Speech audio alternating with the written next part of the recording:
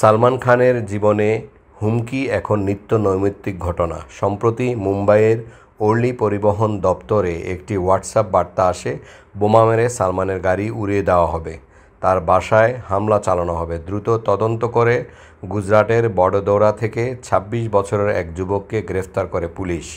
এর আগে এক জ্যোতিষী সতর্ক করেছিলেন ২০২৪ সালের শেষে সালমানের জীবন নিয়ে সংকট তৈরি হতে পারে, যার নেপথ্যে থাকতে পারেন তারই ঘনিষ্ঠরা।